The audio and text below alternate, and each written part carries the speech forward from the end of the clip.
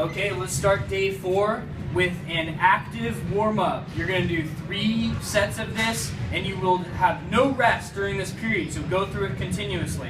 You got 3 movements, 20 seconds each movement, starting with some jumping jacks.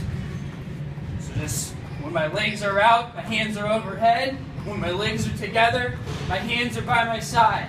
Try to get full range of motion at your shoulders so you come straight overhead. Jumping jacks. Secondly, you'll do some high knee running. So I'm just going to be in place, running, try to get your knees high. See that my arms and legs are going in opposition here. You can alternatively, you can march on that one. And then the next one, I'll do a 20-second push-up hold. If I want to be on a box, I can do that. Otherwise, I'm just going to hold this position. It's kind of like a push-up plank. But really focus on squeezing your butt, having your elbows point back, keeping your abs tight.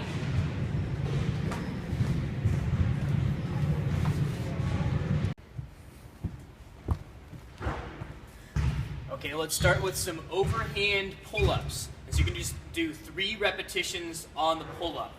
Let's talk about the mechanics. So for this program, you're only going to be doing strict pull-ups. So you're going to keep your hips extended and your spine in a neutral position throughout the exercise. And you actively want to flex your legs, your butt, your quads, keep your feet together, point your toes. Brace your abs by pushing them out, retracting your shoulder blades. So even when you're overhead here, you're not going to be shrugging, you're going to be retracting down. And slightly wider than your shoulders for the overhand grip. Okay, so then when I pull through, you can see the angle of my elbow is going to come forward. But I also want to keep the bar as close to my head as possible as I'm coming up. And I want to pull through and try to get all the way to where the bar is going to touch my collarbone. At least get it above your chin, but try to even pull that little distance further there. And you saw the tempo I had. I had some control at the bottom, control at the top, so try to have that as well. Second thing, you're going to do a 15-second one-leg hold each side. So here, first thing I want to do is flex my butt a little bit, and then hinging at your hips. You don't have to have your knees locked out. Your knee will be soft, but most of the bending will come from your hips. And actively kick this leg back as well, leading with your heel. Keep your spine in a neutral position. You don't want your shoulders to round. Keep your spine straight. Then I would do my other side. And then I would go up to, now I'm going to do an underhand grip pull-up. Underhand grip is going to be the width of your shoulders, so a little bit narrower. And the same mechanics apply. That's the only difference. A little bit different muscle groups, but the mechanics from the shoulder down are going to be exactly the same. So if you're, now it's only 3 repetitions. So if that's easy for you, you'll actually add resistance. You can just hold a dumbbell in between your legs. You can put on a weight vest, or they have those belts where you can strap a plate around it. Do any of those. You want it to be a challenging set of 3 repetitions. Now if you're not able to do a pull-up, one option you have if you have these closed loop bands is to wrap them around the bar, put it in the middle of your foot, and then step back into it, and everything else will be the same. And that will give you assistance. You may also use a pull-down machine. You can use a cable pull-down machine. Or you could also take a band, wrap it up high, and then just pull the band down. You just want to make sure in both the pull-down, cable pull-down, and the band pull-down that you're getting this full overhead position. This is the position we really need to be able to work our strength in, being completely overhead. The 4th thing for this station will be a sumo deadlift high pull. So you're going to take a wider stance for your deadlift, wider than your hips, and the kettlebell works really well for this. You can also use a dumbbell, but it's not quite as good. You can use a barbell as well.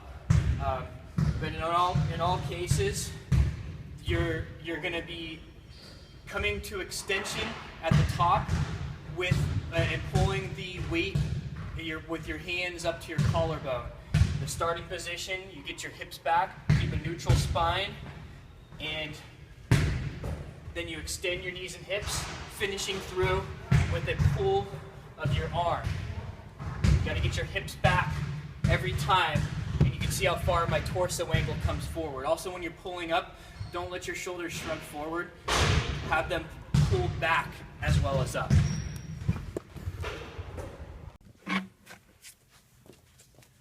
All right, the next part for day 4 is some agility cardio. You're gonna have a 2-to-1 work to rest ratio during this period, and you're gonna do some ladder drills. You're gonna do ladder drills for 6 minutes. So you're just gonna go through 6 minutes. I'd probably go through about 4 drills, and you can do like go from drill 1 to 2 to 3 to 4 and cycle back through it. Here I'm gonna give you 8 drills that you can incorporate into this, and there's many more than this, but these are just basics. Okay, so the first one's going to be 2 feet in each rung, and I'm going to start with my left foot the first time, and then I'll do my right leg leading the second time. I'm going to go on the balls of my feet. I'm going to have my arms, my elbows tight to my side. I'm going to be leaning forward a little bit, and your hips are going to be loose, and you're going to be think about picking your legs up for this so you can have quick feet. Now, some of these moves are more technical, so you may want to walk them first. But as you get the pattern down, add some speed. Okay, so we're coming right here. Good, and then I like to do it like this. This is a pretty short rung. There's longer ones. You can make them longer. You can go down and back, but for this, I'm just going to go down and then use the walk back as my rest period. All right, the next one, I can go laterally, 2 feet in each. Notice that my arm, for every movement that my leg is doing, my arm is going to move as well. The next one, a little trickier, is a 3-step. So I'm going to go in, out, out, out, out. 1, 2, 3, 1, 2, 3, 1, 2, 3, 1, 2, 3, 1, 2, 3, 1, 2, 3. 3-step movement. Now laterally moving, 4-step movement. My lead leg will go in first. I'm going to go in, out, out, in, out, out. Try to keep your shoulders square, stay low. Okay, now I can do another 4-step. I'm just going to tap one leg in, out. All right, now next one I'm going to do a little jump switch. So I have my left foot in it, right foot, left foot, right foot, left foot.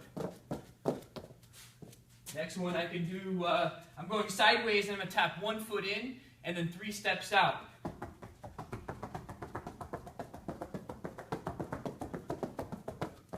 And you do that concept on the, while traveling forward. I can have my lead foot in and have my trailing foot go behind and in front.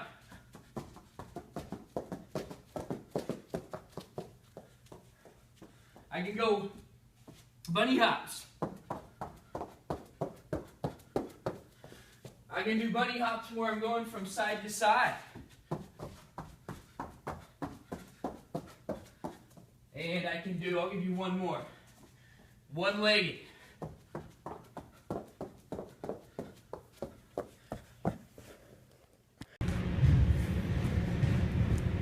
Okay, so next for day 4, we have a cardio superset.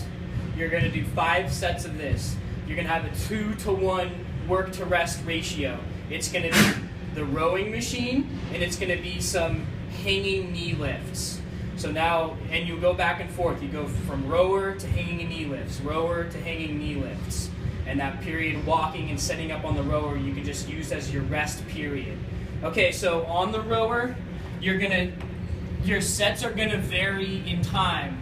Each one's going to be, you're going to basically do a pyramid, time-based pyramid. So you're going to do, on the first one, you're going to do 30 seconds. The second one's 45 seconds. The third one is 60 seconds. The fourth one is 45 seconds. And the fifth one is 30 seconds. Okay, so, and you want your tempo to be the inverse. So your tempo is going to be fast, a little slower, a little slower, a little faster, a little faster. Okay, and you should cover your pace should be inversely related to the time. Okay, so rowing technique. Get your feet in, make sure one of them's strapped up. Okay, and then from the starting position, you really want to bend you don't have to keep your heel flat on the thing, your heel can come up, and so you want to bend your ankle as much as you can, bend your knee as much as you can, and your hip as much as you can. Get in as tight of a position as you can. Meanwhile, your upper back has got to stay strong. You want to minimize the amount of rounding and shrugging you're doing at the shoulders. Okay, so keep your shoulders strong. You'll get a lot more power in this position if you're real tight. Okay, and then from here, the first thing is I'll extend my ankles and knees, then the hips, then pull with the arms, and I'm pulling right about to my belly button here, and not too far up. I don't want to shrug up here either. I want to keep my shoulders down right into here. Okay, and then on the way back, it's just the opposite. Release the arms, hips, and then crunch up, and repeat. Stay tight. Really try to squeeze your butt. In between each of your sets on the rower, you're going to do some hanging knee lifts. You're going to do 15 seconds of a hanging knee lift. Now you can start just by hanging on the bar. The other option is to they have these little things that hang from the bar, and you can stick your upper arm into them, and you can do them that way as well. But I'm just going to hang strict from the bar and alternate each time overhand to underhand. You should do equal amounts on both sides. And then most simply, I want to pick a height where my legs can dangle free. This is a little bit high for me, but just imagine that my legs are hanging free. So that's totally straight at the bottom, and then bring my knees up above my chest at the top. Now, if you start to rock on this one, try not to rock. Try to stay square underneath. So if I started rocking, I want to pick up on my backswing, and that will slow me down. Or that'll stop my momentum a little bit, but I certainly don't want to kick on my upswing, because that'll make me swing even more. Now, if you're pretty good at these, you can do them straight-legged, or you can even do a strict toe-to bar, coming all the way and getting a little bit more rotation coming up. But this period doesn't need to be too intense. I mean, it depends on the more intense this is, the less intensity you'll be able to apply on the rower. So it's really about your own priority. All right, let's talk about the core circuit for day 4. You're going to do 3 sets of this. You're going to have a 2-to-1 work to rest ratio. And it's going to be 4 movements. You're going to do 15 seconds each movement, each side. So each set you'll do both sides if it's a double-sided movement. So the first one's going to be a front plank. I can go from my elbows, or I can go from a push-up position, either way. We'll just hold this position. Just make sure that your hips are level with your shoulders. So you don't want your hips up, you don't want them sagging. You got to go right in the middle, squeeze your legs, that'll help you. If you want to add some intensity to it, you can lift a leg, or you can lift an arm, but try to stay square and try to stay level. Secondly, you got a side plank. Again, you can go from the palm or the elbow, but in either case, you want your body to be totally straight. People will tend to have their head forward and hips back. Try to shoot your hips back. And if you want it, you can have your feet split like that. That'll make it a little bit easier. Or you can stack them, or you can have the top leg elevated, or you can do reps. Either way. Do both sides. Thirdly, you have a hollow hold. So you're going to start flat, and then you're going to do like a little bit of a crunch so that your shoulder blades come off the ground, and then you'll lift your legs off the ground about 6 inches. Now point your toes, flex your legs, flex your butt, and really crunch your abs up. Try to make a bowl shape with your abs. You can have your arms down by your side, or a little bit harder, have them overhead. And then the last one will be a 15-second arch hold. So it's pretty much the opposite. I'll come down to the ground here, and I'll flex my butt to get my thighs off the ground. I'll squeeze my shoulder blades together to get my chest off the ground. Now I can have my hands here, or I can have them overhead. But really squeeze and push your abs out so you feel like when you push your abs out, it lifts your body off the ground. Okay, for days 3 and 4, you'll finish the workout with some stretches. And I left it vague because there's a number of different stretch routines that you can do, a number of different ways that you can go about it. And let's just go over those different ways of stretching. You can do more of an active stretch, and I'll use a pec stretch as an example. So I can activate and then release. Activate and release, and I'd probably do about 8 of those each side. Not only am I stretching my pec, but I'm also trying to flex the opposite muscle. In this case, it would be your scapular muscles to open up your chest, and I do that on both sides. Alternatively, you can do about a 15-second quick stretch, where I hold that stretch for 15 seconds. Still though, I want to be active in squeezing my opposite muscle of the one that I want to stretch. That'll help the stretch. But if you really want to create a physical change in the length of the muscle, it's got to be a longer stretch. So about a 1-minute stretch for each part. That's going to take a lot longer, and it may not be the case that you need to actually lengthen the muscle, especially if you're already a pretty flexible person. If you like stretching, then go ahead and stretch, but if you're looking for the most bang for your buck, it may not be necessary for you to do that 1-minute stretch. So let's go over the different types of stretches that you can do. I just showed the pec stretch. The opposite of that would be a deltoid stretch coming across your body here. You can do a tricep stretch. Just make sure that your arm doesn't fall into this angle. You want to keep your arm in an externally rotated position when you get your pec stretch. Okay, then I can come into an overhead lat stretch, where I'm coming in here, having my hands against the wall. I can do this from the ground in a child's pose. Pretty similar stretch there. And those are probably the top most bang for your buck over upper body stretches. Oh, maybe I'll add a behind the back stretch, so you can just grab your hands behind you and pull back. My mobility here is really poor, so hopefully you got more than that. And alternatively, you can hold on to something and try to squeeze your shoulder blades together. This will really stretch your pec and your whole shoulder girdle out. Going into your upper body.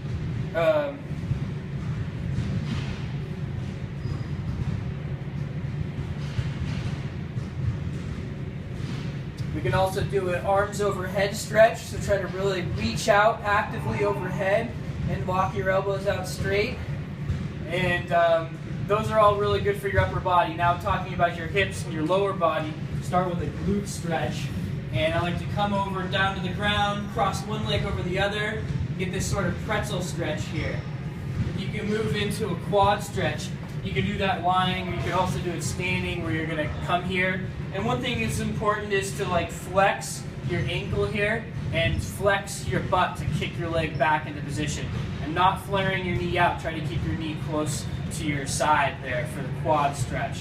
You can do an stretch for the inside of the leg with a lateral lunge, where I just bend one knee, take most of my weight on one knee, while I straighten the other one. Straighten out the other one, you'll feel the stretch inside there. And then there's a hamstring stretch, so I can just do a seated, standing toe touch here. I can do this same thing from the ground. I can open it up into a V-sit. But for any of these ones, anything where you're stretching your hamstrings, try to keep your spine straight. So people will tend to round when they do all of those stretches I just showed for your hamstrings. Try to sit your chest tall instead, so that you really can isolate the stretch into the hamstrings and not stretching out your spine and your upper back and your lower back. We can do that. Separate your stretches, isolate your stretches for one muscle group at a time. Calf stretch, I can be in a push-up position and push my calf back here.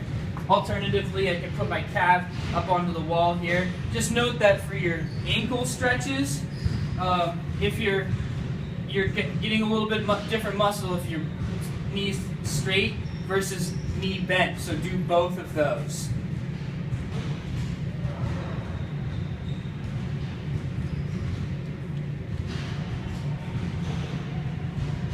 is not an exhaustive list of stretches, but it's a good starting point, and all of those stretches are reinforcing the posture that we're looking to have through this boot camp program.